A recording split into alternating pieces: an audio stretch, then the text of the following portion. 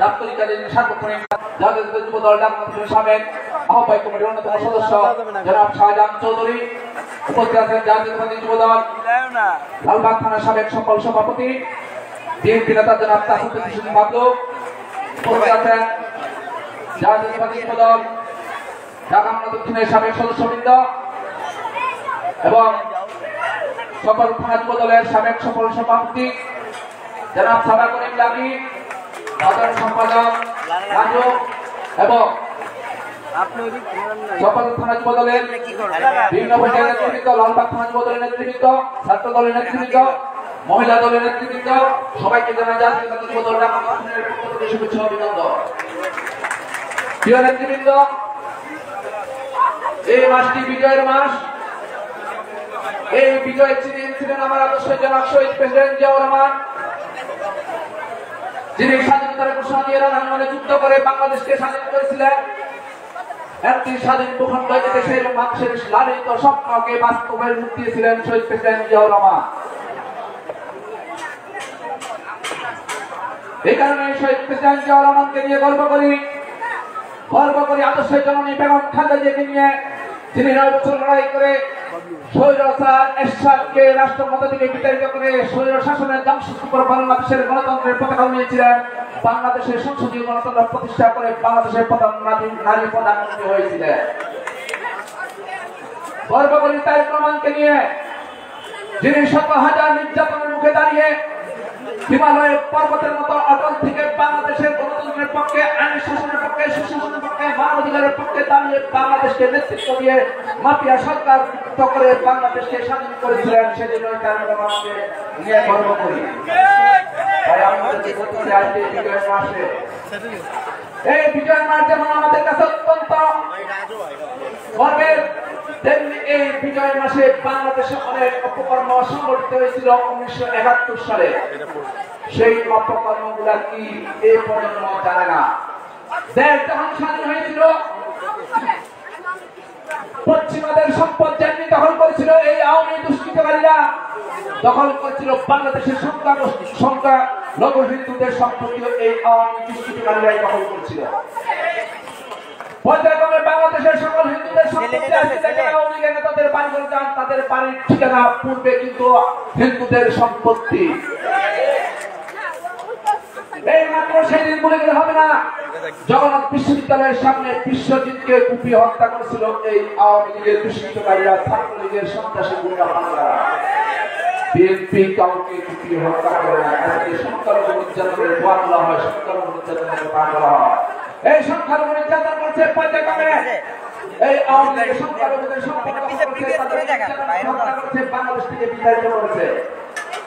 আপনাদের পাশে প্রকৌশল বিশ্ববিদ্যালয় বুয়েট, এই বুয়েট বিশ্ববিদ্যালয়কে তারা হত্যা করেছিল, কুপিয়ে তারা সারা রাত নির্যাতন করেছে।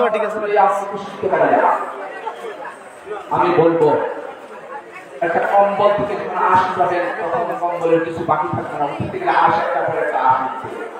তেমনি ভাবে আওয়ামী লীগ যদি বাছাই করতে যান, কোনো ভালো মানুষের সন্ধান পাবে না। চোর, ছিনতাইকারী, গুন্ডা পান্ডা, হত্যাকারী, রাজনীতিকারী, নির্যাতনকারীদেরকে শুধু পাবেন কম্বলের আশের মতো। আওয়ামী লীগ দল কোনো ভালো, সেই জন্যই আনন্দী বলেছিল যে পচে গেলে দুর্গন্ধ যখন বাইরে হবে তখন আওয়ামী লীগ নিঃশেষ হয়ে যাবে। ঠিক তেমনি ভাবে এই আওয়ামী লীগ 17 বছর দুঃশাসনের মাধ্যমে পচে গেলে দুর্গন্ধ বাইরে হওয়ার পরে তারা নিঃশেষ হয়ে গেছে, তারা বাংলাদেশ থেকে বিতাড়িত হয়েছে। আমি আমার সহযোদ্ধাদেরকে বলবো, আর যেন এই হত্যাকারী খুনি চক্র, এই পচে গেলে দুর্গন্ধ বাইরে হওয়া লোকগুলো যেন বাংলাদেশের পাড়া মহল্লায় সমাজে যেন আর কোনদিন স্থান না পায়, কোথাও যেন ঠাঁই না পায়, আপনাদের কারো হাত ধরে যেন কোনো পুনর্বাসিত হতে না পারে, সেদিকে আপনাদের খেয়াল রাখতে হবে। আসার সময় দেয়ালে একটা লেখা দেখলাম, মাঝে মধ্যে সবাই পারলে দেয়ালে লেখাগুলো করবেন। লেখা ছিল, শহীদ মিনারের পিছনের সড়কে চেটে বলা হোক, চেটে দাও। মানে এটা কি? সংগঠন করে নেতা হন, আর চামচামি করে নেতা হবেন না। তাই আপনাদেরকে বলবো, সংগঠনের জন্য কাজ করে না, সংগঠন বেইমানি করে না। যারা পরিশ্রম করবেন, যারা সংগঠনকে ভালোবাসবেন, যারা দেশকে ভালোবাসবেন, তারা কখনো বঞ্চিত হবেন না। এটা আমি না বলতে পারি, বঞ্চিত হই না। আমার দল আমাকে মূল্যায়িত করেছে, সর্বোচ্চ মূল্যায়িত করেছে আমার দল আমাকে।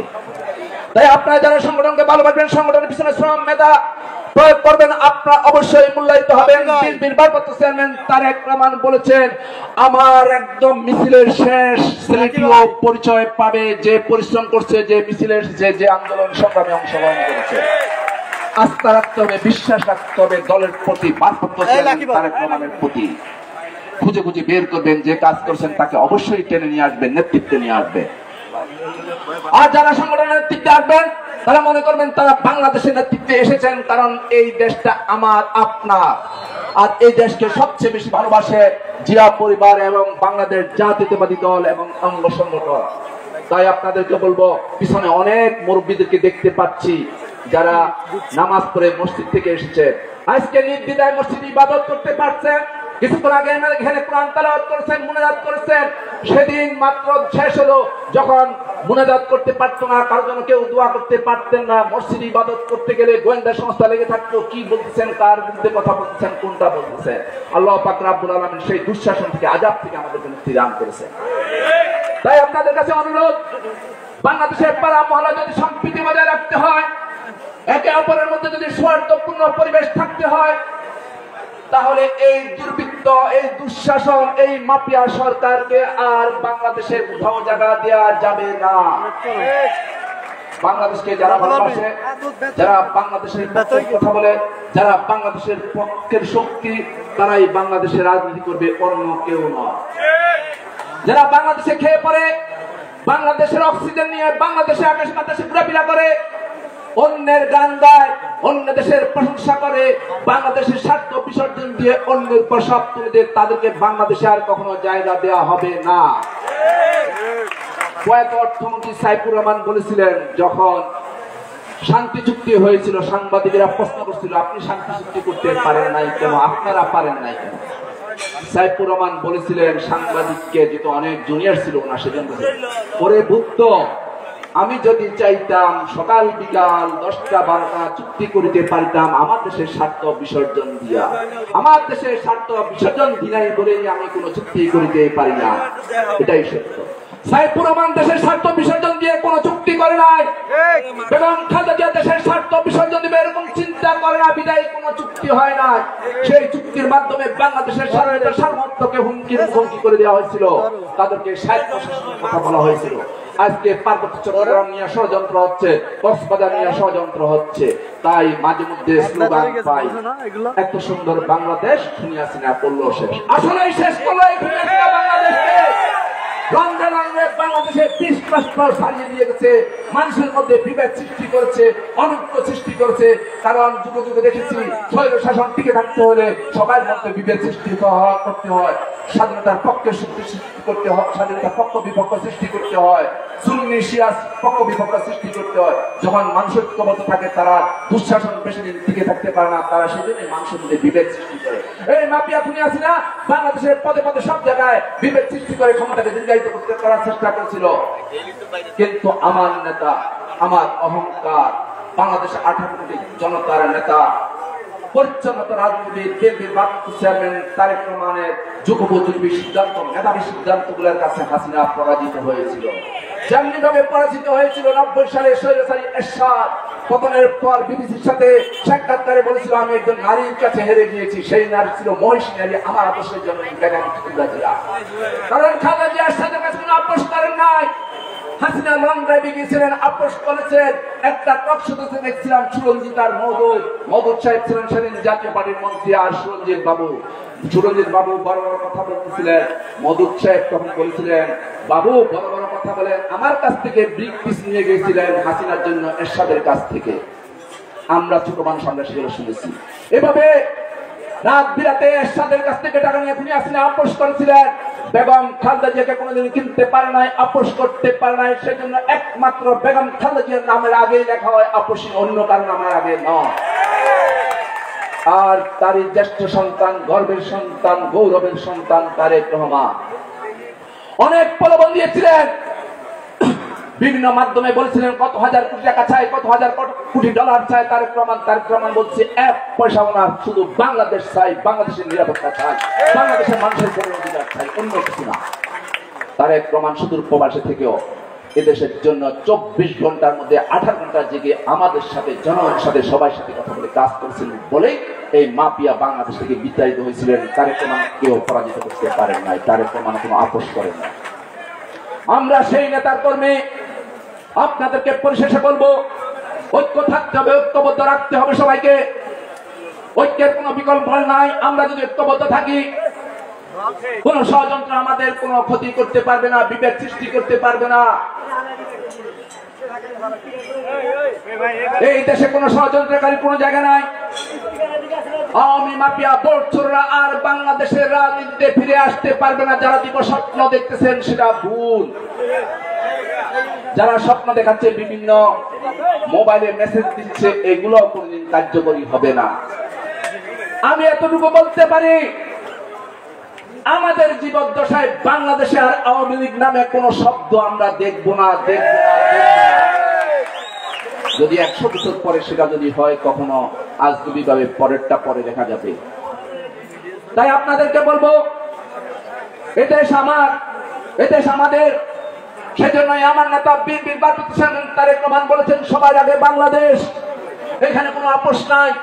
অবশ্যই সবার আগে বাংলাদেশ। বাংলাদেশকে নিয়ে চিন্তা করতে হবে আমাদেরকে। আজকের একটা বহুল পরিচিত পত্রিকায় দেখছি, বৈষম্য বিরোধী ছাত্র আন্দোলনে 132 জন শিশু, কিশোর এবং নারী জীবন দিতে হয়েছিল। তার মধ্যে 11 জন নারী, বাকিরা ছিল শিশু কিশোর। তাহলে বুঝেন দেশের জন্য কত বড় পার্টিসিপেশন এদের। এই শিশু কিশোর পর্যন্ত জীবন দিতে হয়েছে। এই খুনি হাসিনার দেশের প্রতি বিন্দু মাত্র কোনো মায়া মমতা নাই। শিশু কিশোর, ছাত্র, যুবক সবাইকে 17 বছর নির্বিচারে পাখির মতো হত্যা করেছে। তার এই দেশের প্রতি কোনো মায়া মমতা নাই। সে তো অন্য দেশকে ভালোবাসে, অন্য সীমান্তর উপারকে ভালোবাসে, জীবন চলে গিয়েছে। এরা এত নির্মম, এত নিষ্ঠুর। আজকে সেই পত্রিকাতে দেখবেন কিছু কবরের ছবি দেওয়া হয়েছে, যেটা অজ্ঞাত কবর, লেখা আছে অজ্ঞাত লাশ। তারা আমাদের সহযোদ্ধাদেরকে হত্যা করে অজ্ঞাত লাশ হিসাবে সেখানে দাফন করে রাখা হয়েছে। আর অন্যদিকে মারা বোনরা চিৎকার করে কাঁদতেছে, বলতেছে আমার শিশুর কবরটি কোথায়, আমার ছেলের কবরটি কোথায়, দেখাও। আমি একবার যাই সন্তানের কবরের পাশে দোয়া করতে চাই। এই হাসিনা সেই পরিচয়টাও দেয়। আমাদের সহযোদ্ধাদেরকে গুম করেছে, কোথায় রেখেছে আমরা আজও জানি না। আমরা জানতে চাই, অবশ্যই একদিন না একদিন জানবো। সেই গোপন রহস্য বেরিয়ে আসবে। খুনি হাসিনা দুঃসহ নির্মম নির্যাতনের ইতিহাস পর্যায়ক্রমে বেরিয়ে আসবে। প্রতিদিনই পত্রিকায় আসতেছে, আপনারা পত্রিকা পড়বেন।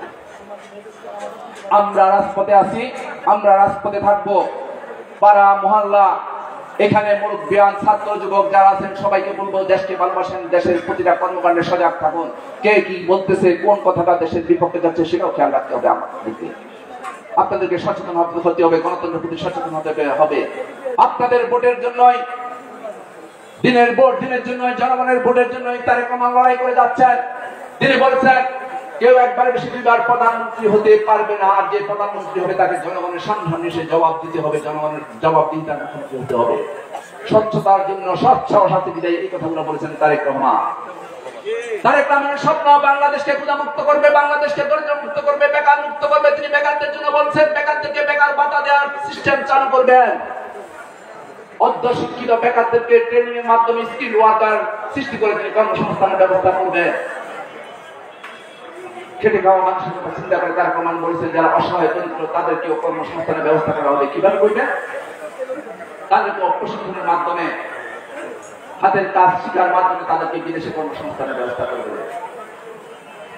তারেক রহমানের নেতৃত্বে আমরা আছি, তারেক রহমানের নেতৃত্বে থাকবো। তারেক রহমানের নেতৃত্ব থেকে বাংলাদেশকে এগিয়ে নিয়ে যাবো। বাংলাদেশকে বিশ্ব দরবারে আত্মমর্যাদা সম্পূর্ণ স্বনির্ভর একটি জাতি হিসেবে যতক্ষণ পর্যন্ত তারেক রহমান গড়বে, ততক্ষণ পর্যন্ত আমরা তারেক রহমানের সাথে কাজ করবো। কারণ এই দেশ আমার, এই দেশকে ভালোবাসি। এই দেশ শহীদ জিয়া, এই দেশ বেগম খালেদা জিয়া, এই দেশ তারেক রহমান। আর যারা তারেক রহমানকে ভালোবাসেন, তারা বাংলাদেশকে ভালোবাসেন, তারা অবশ্যই তারেক রহমানের মহৎ কাজগুলোকে সমর্থন করবেন, তারেক রহমানের সাথে থাকবে। অনেক পত্রিকা, বিদেশি এজেন্ট পত্রিকাগুলো বিভিন্ন রকম উস্কানিতে পা দেওয়া যাবে না। আমরা দেশকে ভালোবাসি, আমরা দেশের সাথে আছি। আমাদের নেতা তারেক রহমান বলেছেন, জনগণের সাথে থাকতে হবে, জনগণকে সাথে রাখতে হবে, তাহলে এই সকল ষড়যন্ত্র নস্যাৎ হয়ে যাবে। অনেকে অনেক কিছু স্বপ্ন দেখতেছেন, বেশি কিছু বলবো না। স্বপ্ন দেখেন, ঘুমের মধ্যে স্বপ্ন নিয়েই থাকেন। ক্ষমতা এত সহজ না। এদেশের মানুষ বিএনপিকে ভালোবাসে, বিএনপির প্রতীক ধান শীষে ভোট দেওয়ার জন্য উদ্গ্রীব হয়ে আছে। অন্য কোনো মার্কা চিনে না, অন্য কোনো মার্কায় কেউ ভোট দিতে যাবে না। ভোটের সুযোগ আসলে মানুষ শুধু কেন্দ্রে যাবে ধান শীষকে ভোট দেওয়ার জন্য, অন্য কাউকে না। আর সেই ভোটকে হেফাজত করা, মানুষের অধিকারকে হেফাজত করা আমাদের নৈতিক দায়িত্ব। বক্তব্যের পরিষদ দীর্ঘায়িত করবো না। আজকের এই কর্মী সভার আয়োজক আপনাদেরকে ধন্যবাদ, অভিনন্দন জানাই। সবাইকে ঐক্যবদ্ধ থাকার জন্য আহ্বান জানাই। ভবিষ্যতে দলের প্রতিটা কর্মসূচিতে সুশৃঙ্খলভাবে আমরা ঐক্যবদ্ধভাবে থেকে সফল করব। সকল ষড়যন্ত্রকে নস্যাৎ করে দেব। এই এলাকার কিছু কুলাঙ্গারের নাম আপনারা বলছেন, আমি আর মুখে নিলাম না। সেসব কুলাঙ্গারদের কথা, অনেক বড় বড় কথা বলেছেন, অনেক বড় গুন্ডা পান্ডা ছিলেন, হারিয়ে গেছে। আজকে নাই, কেউ নাই, কেউ নাই, সব হারিয়ে গিয়েছে। ভবিষ্যতেও তাদেরকে দেখা যাবে না। আমরা আছি, আমরাই থাকবো। জাতীয়তাবাদী যুব দল আছে, জাতীয়তাবাদী যুব দল থাকবে। এই আশায় শেষ করলাম। বাংলাদেশ জিন্দাবাদ, বাংলাদেশ জাতীয়তাবাদী যুব দল জিন্দাবাদ। আদর্শের জন্য শহীদ প্রেসিডেন্ট জিয়াউর রহমান অমর হোক। আদর্শের জন্য